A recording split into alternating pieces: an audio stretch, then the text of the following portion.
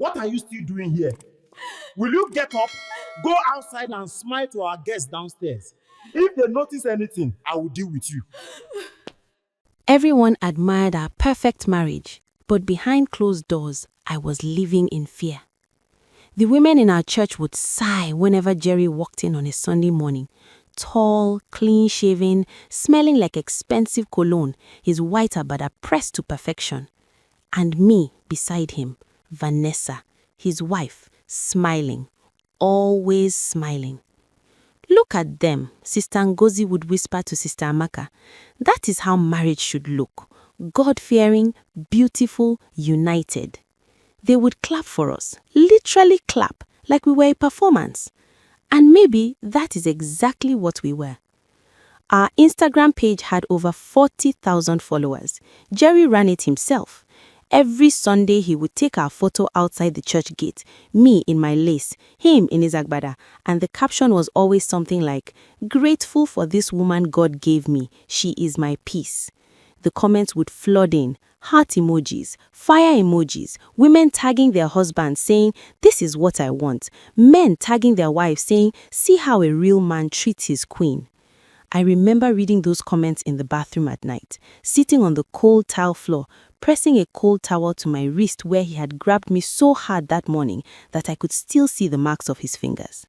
But outside, I was Vanessa Jerry Okafor, the perfect wife.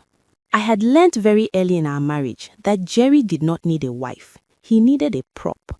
Something beautiful to stand beside him, something that smiled on command, laughed at his jokes, agreed with his opinions, and kept its mouth shut when the door closed.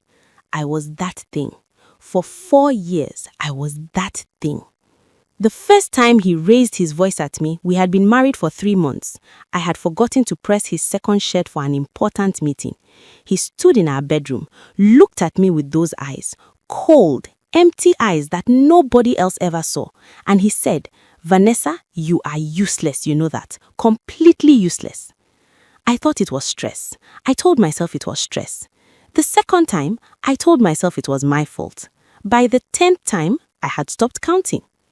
He never hit me with his fist, no. Jerry was too smart for that, too image conscious. He hit me in other ways.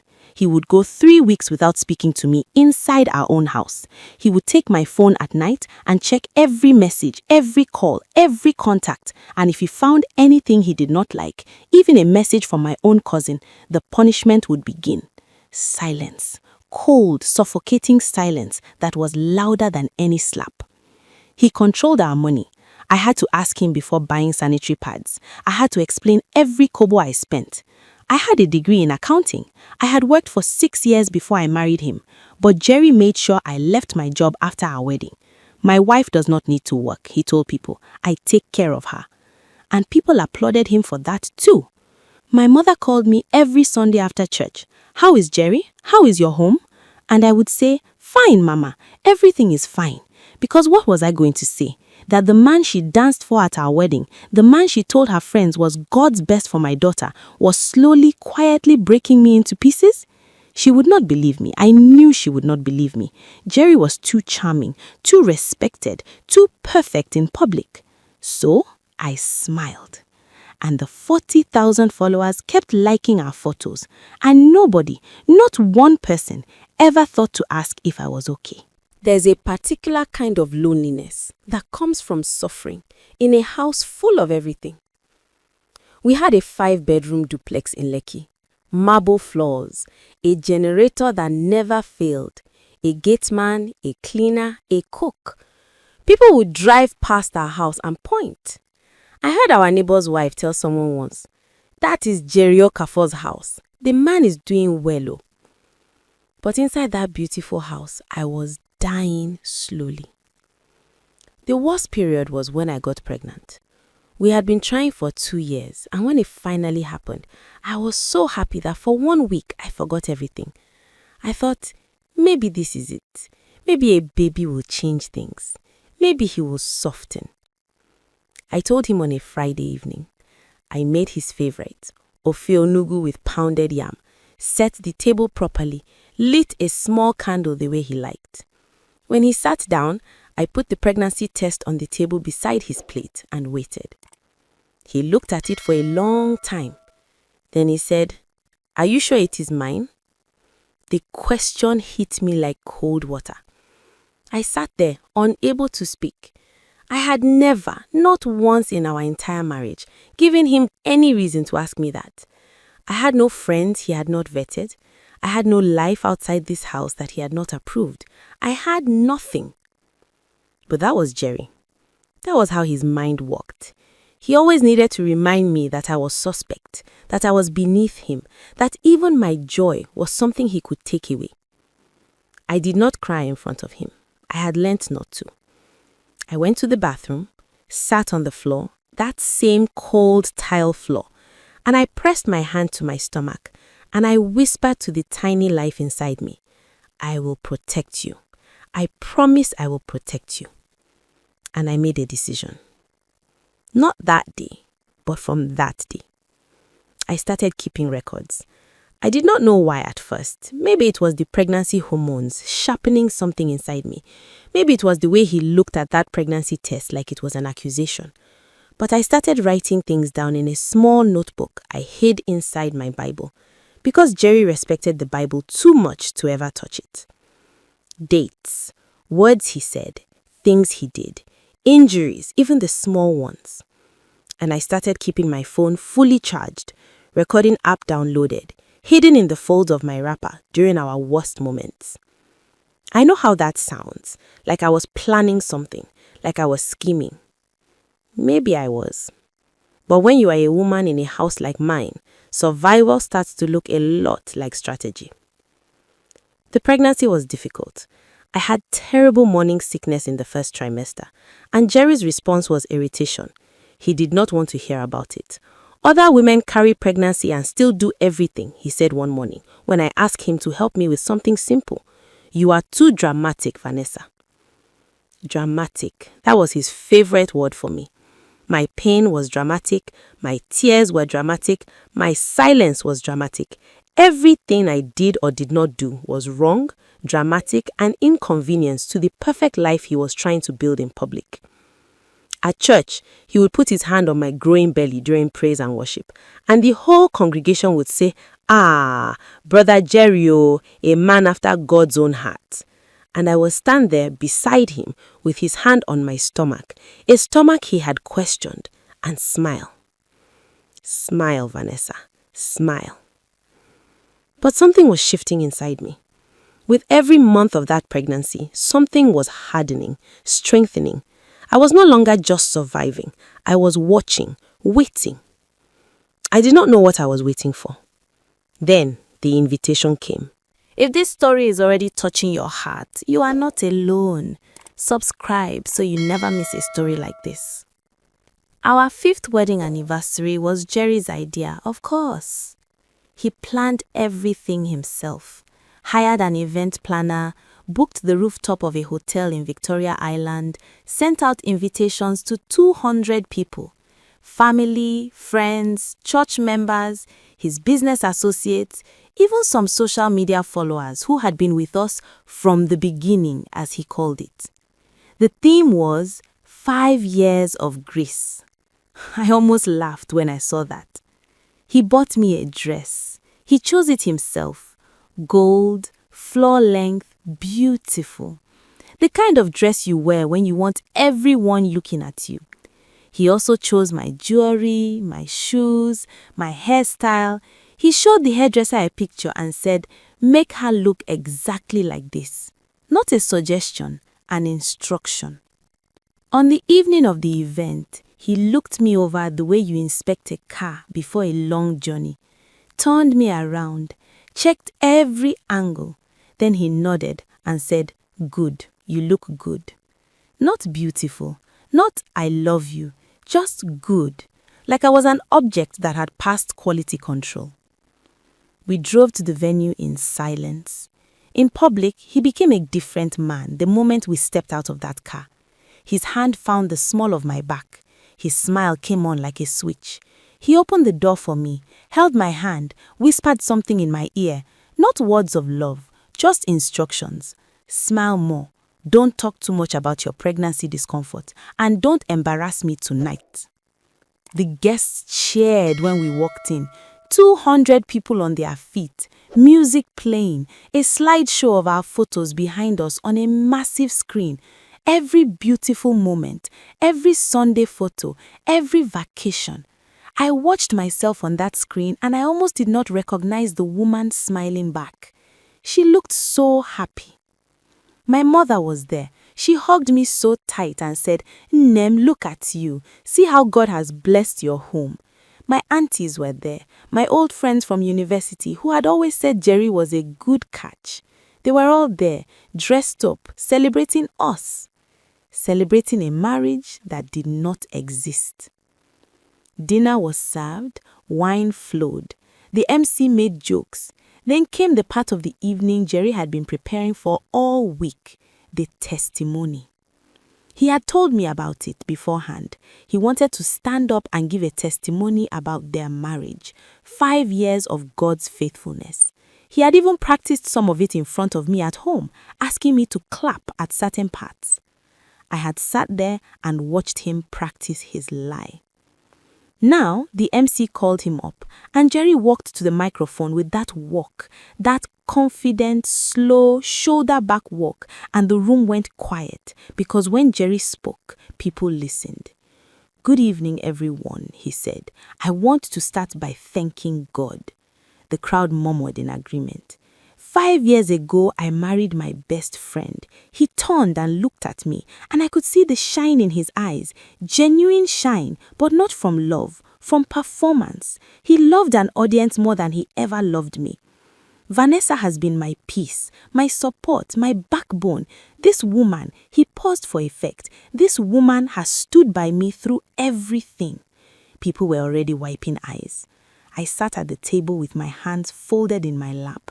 My heart was beating very fast. My 7-month belly pressed against the table. The baby was moving, small kicks like a fist opening and closing.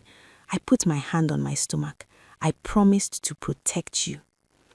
Jerry continued, "I want every man in this room to look at his wife tonight and appreciate her, because a good wife," he chuckled, shaking his head like he was overwhelmed with gratitude, "a good wife is worth more than gold." The women were crying now. Someone shouted, "God bless you, Brother Jerry." And that was the moment, that precise moment. Something snapped inside me. Not broke, snapped, like a rubber band that has been stretched so far and for so long that when it finally goes, it goes completely. I stood up. The room did not notice me at first. Jerry was still speaking. But when I pushed back my chair and it scraped loudly against the floor, a few people near me looked. Then more people. Then Jerry. His eyes met mine. For 1 second, I saw it, that flash of warning. The look he gave me at home when I was about to say something he did not want me to say. "Sit down. Don't you dare." I had spent 4 years obeying that look. I walked toward the stage. "Baby," he said into the microphone, forcing a smile. "My wife wants to add something." He laughed and people laughed with him, relieved, thinking it was sweet. A wife who loved her husband so much she wanted to speak to. I took the microphone from his hand. His fingers tightened around it for just 1 second. A warning, a threat wrapped in a smile. I pulled it free. The room was completely quiet now. 200 people. My mother in the front row, confused. Pastor Emmanuel at the table of honor. Jerry's business partners, his mother, that woman sitting with her arms crossed, already sensing. I stood at that microphone with my 7-month belly, in the gold dress my husband had chosen for me, and I opened my mouth. "My name is Vanessa," I said, "and I have been married to this man for 5 years. My voice was steady. I was surprised by how steady it was. "He just told me I am his peace." I looked at Jerry. He was still smiling, but it was the smile of a man who was afraid. "Let me tell you what his peace looks like." "Vanessa," he said, privately, a voice only I could hear. "On the 14th of March, 2 years ago," I said to the microphone, I came home 20 minutes late from the market. Jerry locked me out of this house in the rain for 4 hours and told the gateman that if he opened the gate, he would lose his job. I watched the room shift, the confusion on their faces. I was standing outside in the rain, calling his phone. He did not pick, murmuring. On my birthday last year, I asked him if we could visit my mother. He said no. I cried. He took my phone for 2 weeks and told me I was being childish. The murmuring grew. When I got pregnant, my voice wavered for the first time, just once. When I told him I was carrying his child, the first thing he said to me was, "Are you sure it is mine?" The gasp that went through that room, I will never forget it. I heard my mother say, "Ha!" I heard someone stand up. Jerry reached for the microphone. "She's emotional," he said loudly. "The pregnancy." "I have recordings," I said. Silence. Complete, total, airless silence. I reached into the small purse I had carried all evening, the same gold purse he had selected to match my dress, and I brought out my phone. I had prepared for this moment for 3 months. I had transferred everything to a small document: audio clips, screenshots, photos of marks on my wrists. I had sent copies to my sister, my lawyer, and my doctor before we left the house that evening. I have the recording of the night he told me that if I ever embarrassed him in public, I would regret it. I looked at Jerry. I thought about that threat every day. And then I realized, what is the worst he can do to me that he has not already done? Jerry's face had changed completely. The charm was gone. The smile was gone. He looked like a man standing in a place he had never planned to be caught. "I am not here to destroy anybody," I said, and I meant it. I was so tired of destruction. I am here because 200 people came tonight to celebrate something that does not exist. And I am 7 months pregnant and I am tired. I am so tired of pretending. My voice broke on that last word, and the room broke with me. The night did not end quietly. Jerry tried to speak. He tried to explain, to refrain, to do what he always did: take a situation and reshape it with words until he was the hero again. He said I was hormonal. He said I had misunderstood things. He said pregnancy had made me unstable. But the room had heard me, and a room that has heard the truth cannot unhear it. Pastor Emmanuel, the same man who had called Jerry a man after God's own heart, stood up and said, "Brother Jerry, let the woman speak." I had not expected that. Jerry had not expected that either. My mother crossed the room and stood beside me without a word. She just took my hand. Her hand was shaking, or maybe mine was, but she held it, and something in me that had been clenching for 4 years finally loosened. Jerry's mother, the sharp-tongued, immaculately dressed woman who had always looked at me like I was an inconvenience, sat very still in her chair. She did not defend her son. I think in that silence, she already knew. Mothers always know. They just choose sometimes not to see. Jerry left the venue before the night was over. He walked out and I watched him go, and I felt something I had not expected to feel. Not victory, not joy, just relief. Like a stone I had carried for 4 years had simply rolled off my back. The weeks that followed were not easy. I will not pretend they were. There were people who took his side. There always are. People who said I should have handled it privately. People who said I had shamed my husband publicly. People who said, "But think about your child. Think about your family." I thought about my child every single day. Every single day. That was exactly why I did what I did. My daughter was born 6 weeks after that night. I named her Ifeoma, which means good thing, beautiful thing. She was 3.2 kilograms of the most beautiful good thing I had ever seen. She had Jerry's nose and my eyes, and when she looked at me for the first time in that delivery room, I knew with every part of me that I had done the right thing. She would never grow up watching her mother disappear. She would never learn that love looks like silence and fear. She would never stand at a microphone at her own wedding anniversary, 5 years deep in a beautiful lie, wondering how she got there. The recordings were reviewed. My lawyer filed the necessary documents. The process was long and grinding and exhausting in the way that legal things always are, but it moved. Jerry's image, that carefully constructed 40,000 follower image, collapsed almost immediately. The screenshots spread, the audio clips spread. People who had commented relationship goals on our photos were now sharing the recordings. The same social media that had celebrated our marriage became the place where the truth lived permanently, where it could not be buried. He lost 2 of his biggest business contracts. I had this from someone else. I was not watching him by then. I had stopped watching him. I want to tell you what I learned. Not as a lesson. I hate when people turn pain into a lesson, as if suffering is only valuable when it teaches you something, but just as truth. I learned that a person can be loved by a crowd and be completely alone at the same time. Jerry was loved by thousands, and I was alone in a 5-bedroom house. I learned that image is not the same as character. A man can smell like cologne and have a rotten heart. A woman can wear gold and be in chains. I learned that silence protects the wrong person. Every year I stayed quiet. Every Sunday I smiled for that photo. Every time I swallowed the truth, I was protecting him. I was making his lie easier to live.